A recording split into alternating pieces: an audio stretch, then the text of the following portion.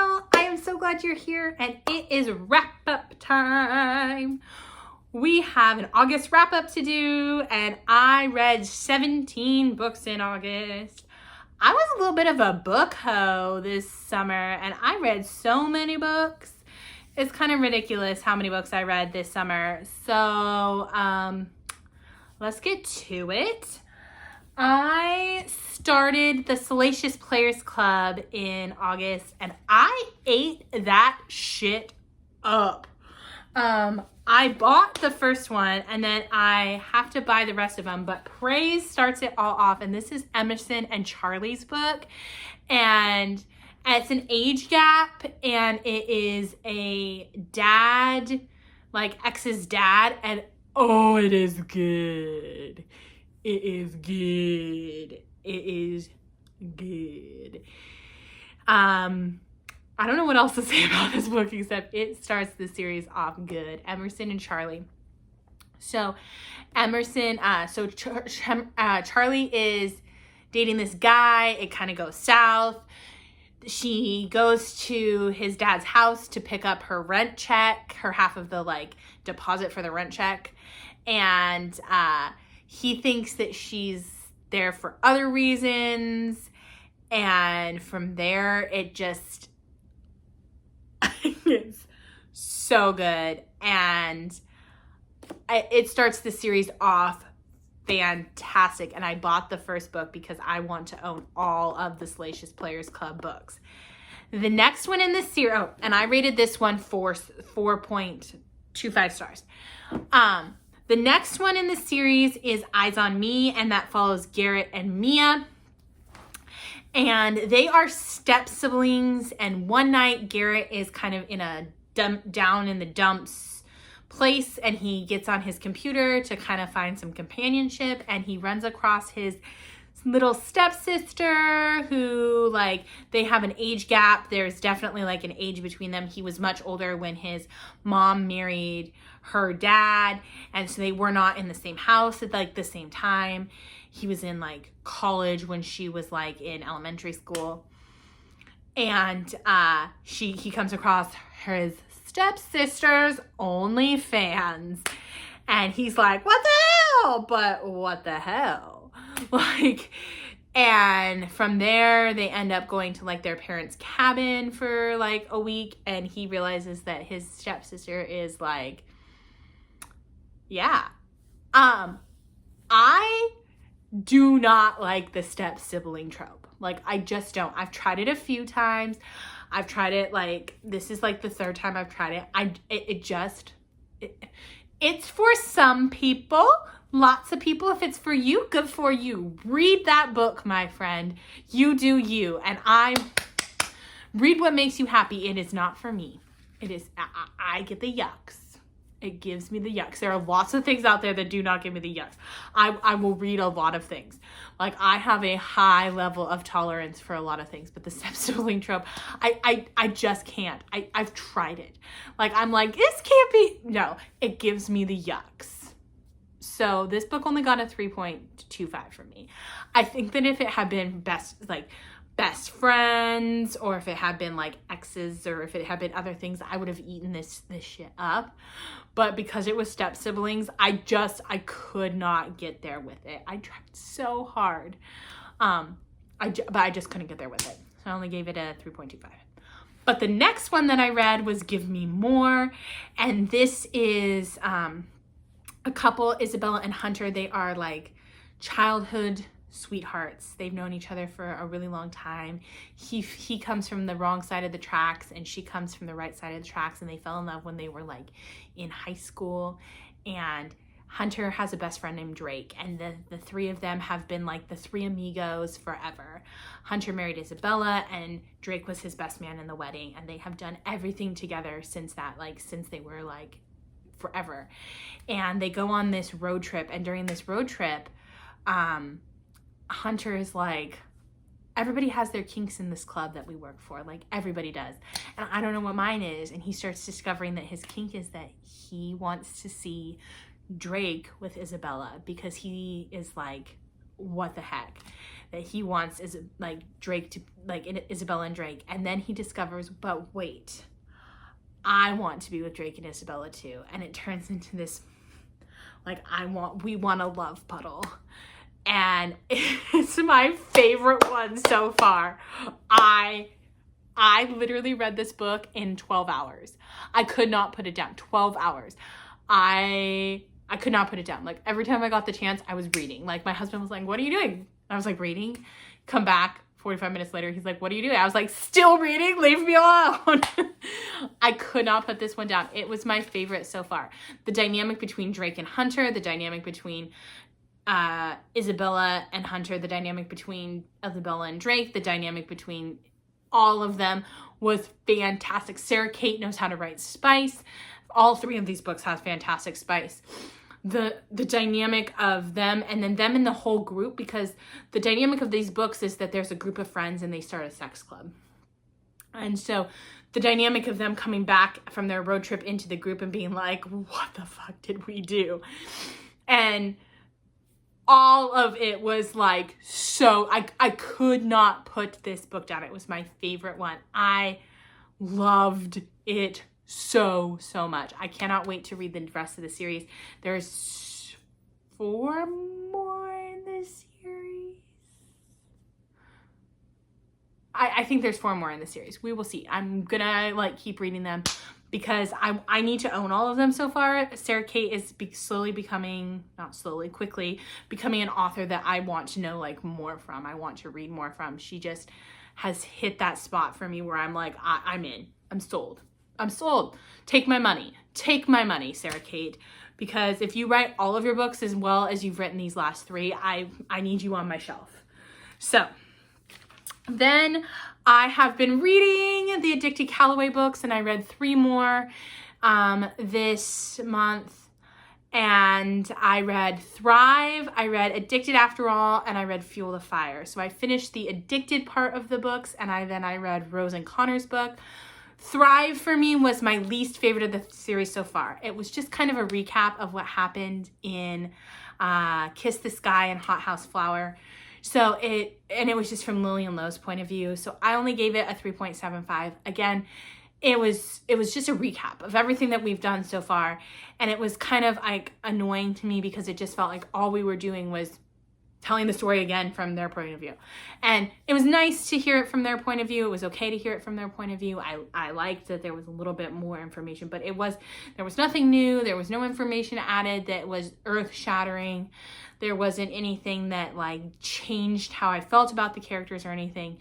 I love these characters. I am obsessed with these characters, but that book could have been taken out and the story could have kept going for me and it wouldn't have changed anything. So that was my least favorite one of the series so far.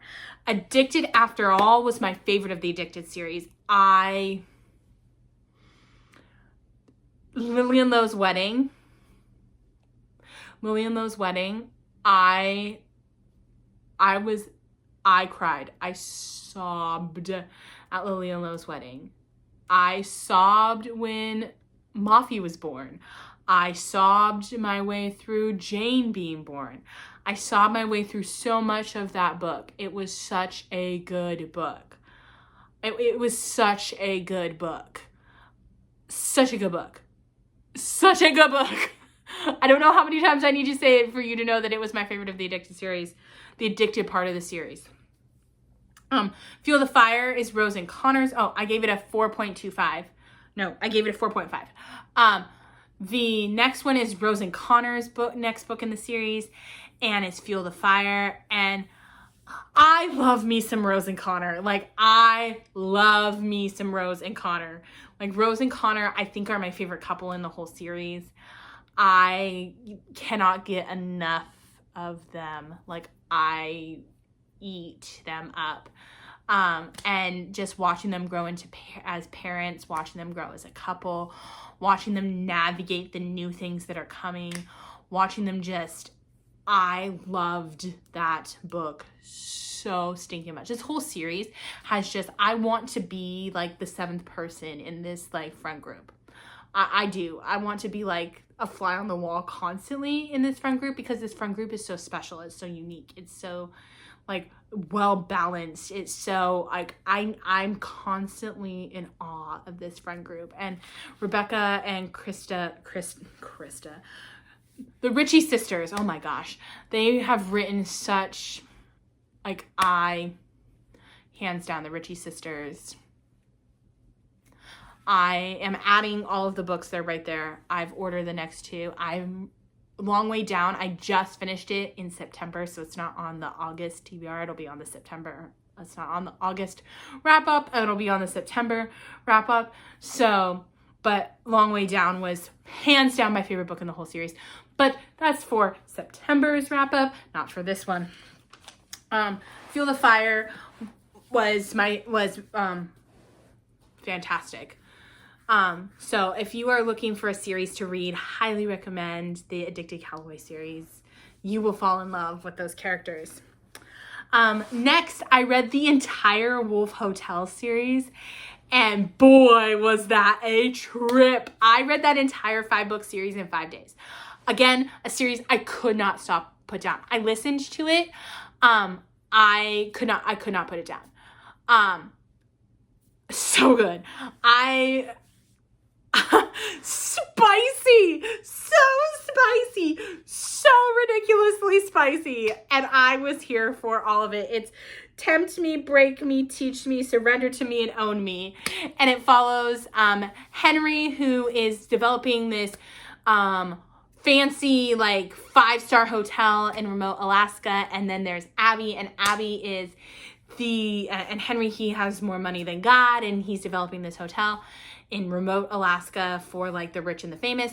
And then there's Abby, and Abby lives on a farm in Pennsylvania, and she is small town, small-minded, super religious, comes from a very super religious family that has super religious views on the world. And she was destined to be with the boyfriend that she's had since she was like very little.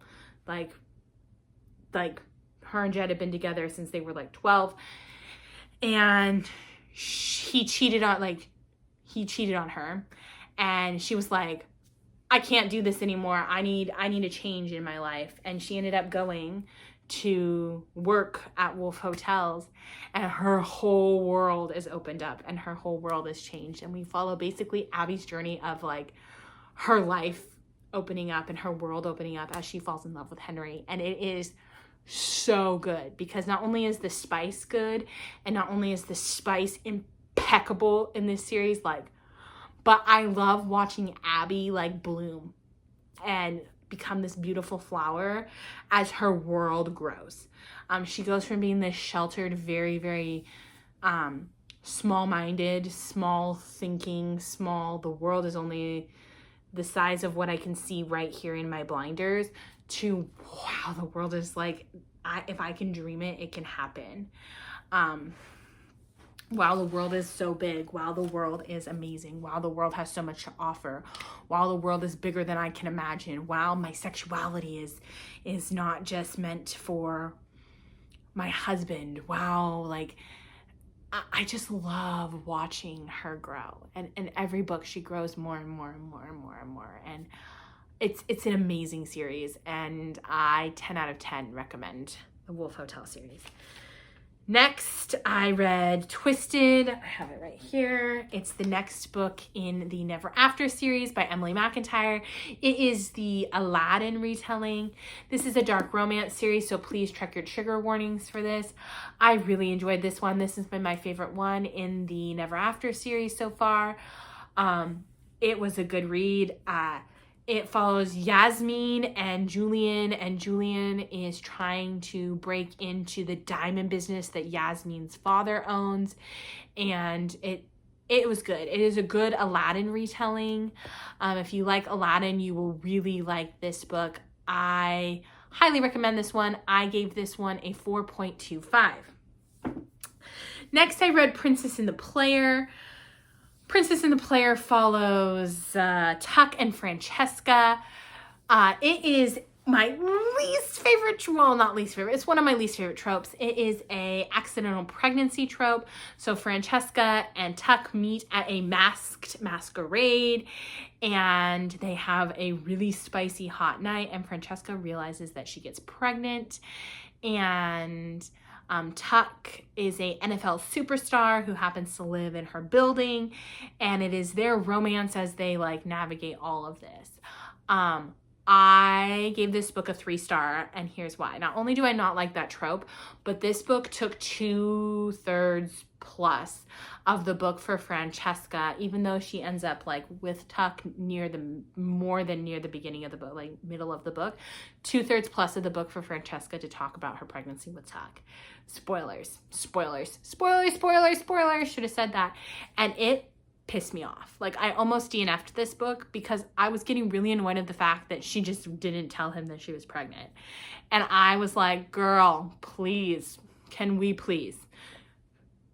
And